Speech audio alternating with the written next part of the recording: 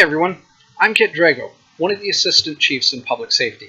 Today I'm going to go over a few very important things every staffer at Katsucon needs to understand. I want to start off with some pretty basic stuff for radios, as well as general staff radio codes.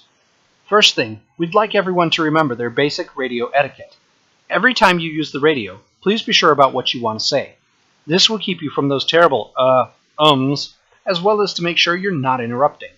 If you hear someone talking after they're done, wait about 3 to 5 seconds before starting. This will ensure you don't accidentally step on someone else's response. Next, press the talk button. I know, pretty self-explanatory. After that, take a breath. No, really, take a breath. It actually takes a few seconds for your radio transmission to reach other radios, those darn pesky physics. Taking that breath gives everything time to connect. Now say who you are, and to who you want to speak. Wait for a response from who you're calling, except in an emergency, and then say your message. If you're calling a code, say it twice to ensure that everyone heard you. For example, this is Kit Drago to medical. Go for medical. I have a code pink in Chesapeake 3. Code pink in Chesapeake 3. Medical acknowledges. Code pink. Shortly thereafter, someone should arrive at your location. Remember, think, push, breathe, speak. As a quick note, please hold your microphone several inches from your mouth when you talk. If you put it right next to your lips, also called eating the mic, it sounds like a fast food drive-thru, garbled and unintelligible. Okay, so let's move on to some codes. The first general staff code is Code Green. Code Green is to request a security supervisor or higher to your location. This should be stated twice along with your location. Generally, this is used on the MedSec channel to ensure it's heard. However, we have a scanner this year that's supposed to listen to all frequencies. But if you don't get a response, switch to the MedSec channel and try again. When your call is received, an appropriate higher up will come to you. Next is some basic medical codes. They should also be called on MedSec to ensure a quick response, but if necessary, they will be relayed by security. Code OWI. This is for a minor injury or medical problem. This is a person who ideally can be escorted to medical. The call is to give medical a heads up. If for some reason they can't or won't come to medical, medical can come to you. The code should include your location, a one-sentence summary of the problem, and if the person is requesting any over-the-counter medications. Please be sure the person understands any meds will cost 25 cents, as we can't give them away. They must be purchased. For example, Code OWI in Chesapeake 3 for a minor cut. We are coming to medical. Or, Code OWI in Chesapeake 3 for a migraine. Member requests Advil. Please send someone. Next is Code Pink. This is a person that is in an altered state of mind and is a nuisance to others or a danger to themselves or others. This state of mind can be from drugs, alcohol, or a mental health issue such as a panic attack. If the person is drunk but is walking around and isn't bothering anyone, they're fine. If they are stumbling, harassing people, vomiting, etc., then call a Code Pink. If they are on the move, please keep an eye on them and guide the medical team to their location. Code Yellow is for medical emergencies, severe injuries, or illnesses or injuries of an unknown nature. If you aren't sure what medical code to call, just call a Code Yellow. Medical would rather respond and downgrade the code as necessary than to potentially treat a serious call as a casual OWI. Code Pinks that are unconscious or unresponsive, or very nearly so, are considered to be in distress and should be called as a Code Yellow. Please state this code twice. For example, Code Yellow in Chesapeake 3. Code Yellow in Chesapeake 3. I have a person who is unconscious and not responding. The MedSec channel will then go into radio silence, and you will get responders to your location. That's it for medical codes. So let's look at some general emergency codes. Code Fire, Fire, Fire. Yes, say it 3 times.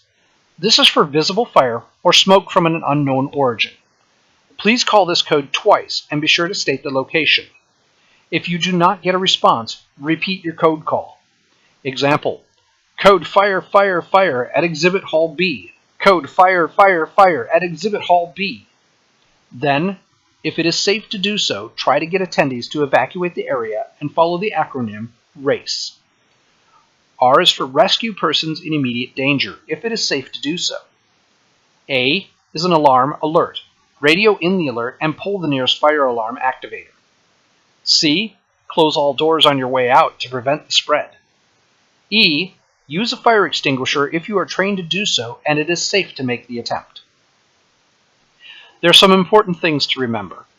Do not pull every fire alarm as you evacuate the area, especially if the alarm is not going off in a different area. Commercial buildings are designed with fire boundaries that create zones. When an alarm is pulled, it will set off all alarms in the affected zone and possibly any zones that the fire might potentially spread to. Pulling alarms in additional areas will only cause further confusion as to where the fire is actually located. Once this code is called, Katsucon moves into an incident command system. As of this writing, the senior ICS person is Morgan Key, the department head of medical, and he will assume command of all convention staff. You will hear the following on the radio. This is Morgan Key. I have assumed incident command, followed by further instructions. Continue to follow your supervisor's directions if they do not contradict with incident command. Once a code fire is called, all staff should tune to the MedSec channel for further directions. For example, your department head will say, but incident command directs an evacuation of your zone. Follow incident command. Only incident command can clear you to return to an evacuated area. Not attendees, not hotel staff, not the firefighters out on the street. No one should be let back into the building or affected areas until incident command gives the all clear. Conversely, do not clog the radio with, "So-and-so told me it's safe to go back in." Incident command will be working with the fire chief on scene and has direct information regarding the situation. The only radio chatter should be incident command and calls for emergency assistance, medical response, resources needed for crowd control, additional fire locations, etc. Otherwise, your job is to listen and do what incident command says.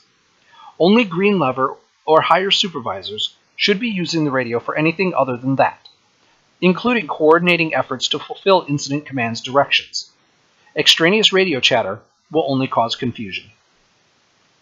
Okay, the next code. This is an active assailant, code Orange. Active assailants are shooters or other persons trying to cause mass harm.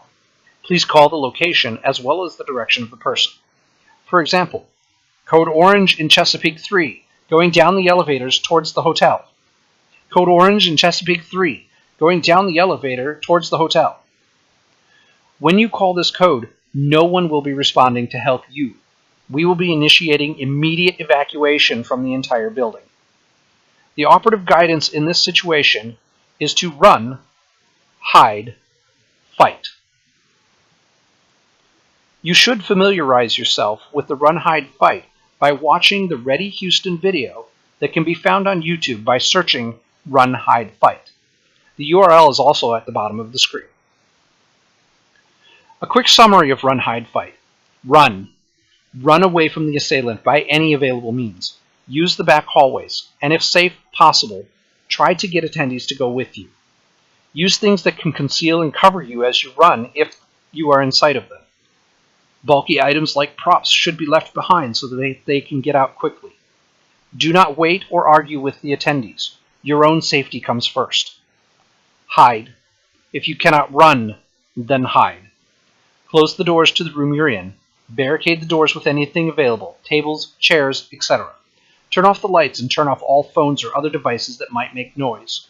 If you have a headset, you can keep your radio on and turn down low, but otherwise turn it off. Stay quiet. Don't huddle in one group. Stay spread out. Fight. If your hiding place has been compromised, then fight. Fight for your life. There's no such thing as a fair fight. Use anything you can find as a weapon. Chairs, fire extinguishers, anything. When the assailant breaks in or through, don't hesitate. Attack. Fight for your life, because it does depend on it. Finally, when police arrive, the first wave is there only to find the assailant. Stay down. Keep your hands visible. Follow all instructions. Do not speak to the police or try to approach them. They will not know you from the bad guy, and you could get hurt. Medics will arrive when the police have cleared the area as safe to do so. Lastly, Signal 13 Mayday. This is for if you are in imminent personal danger.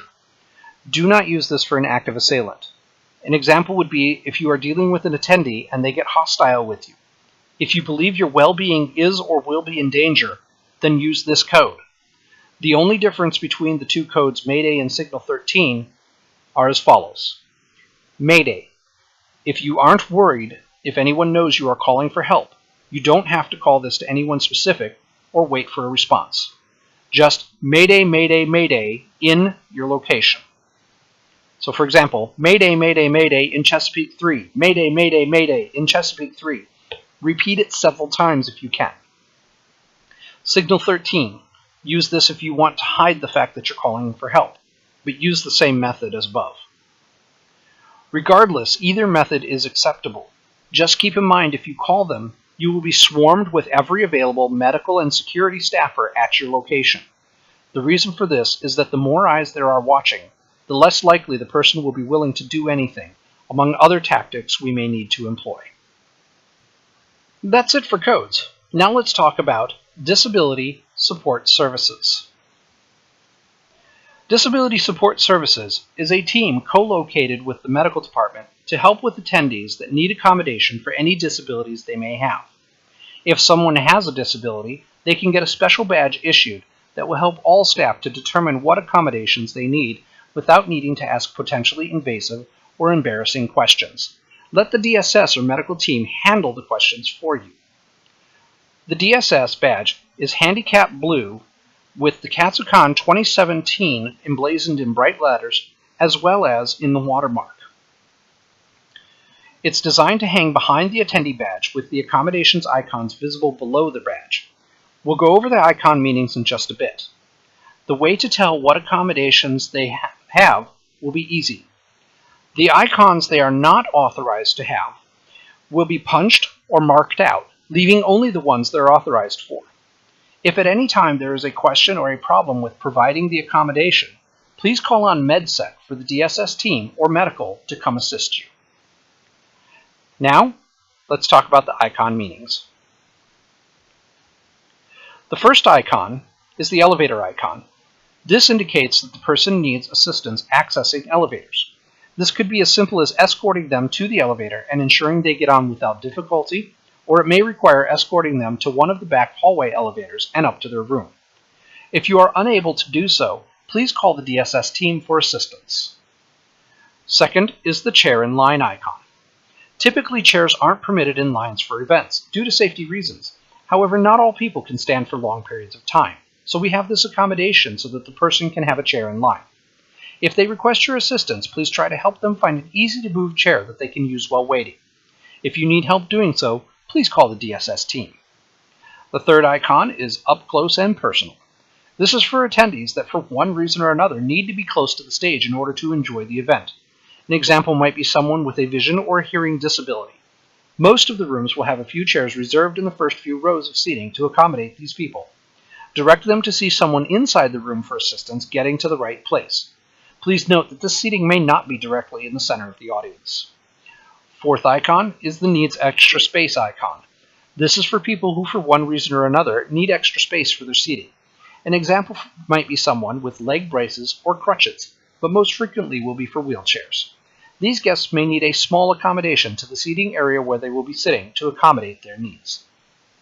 The last icon is I need extra help, aka attendance.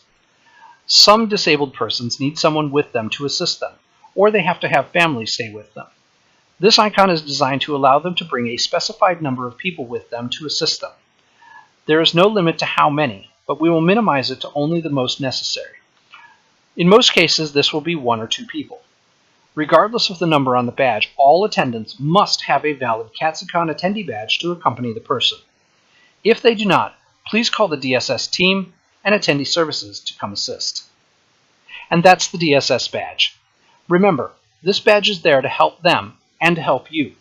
Also, please remember, not all disabilities are visible, and these badges exist so you don't need to ask them about their disabilities. If a DSS badge has been issued to a person, it is because DSS has handled asking the appropriate questions to determine what accommodations they need.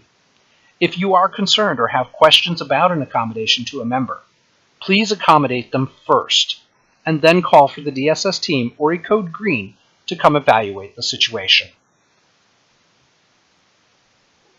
Last, but certainly not least, I would like to address service animals. Katsucon welcomes service animals, and we accommodate them to the best of our abilities. However, we want to make sure you know how to handle a situation with a service animal. Under the Americans with Disabilities Act, only dogs are authorized as service animals. As of March 15, 2011, miniature horses were removed, but existing service horses are grandfathered in under the ADA. Service animals are not registered, and there is no central regulatory body for registering them. They are not required to wear a vest or any insignia identifying them as a service animal either. There are very limited questions you can ask about a service dog.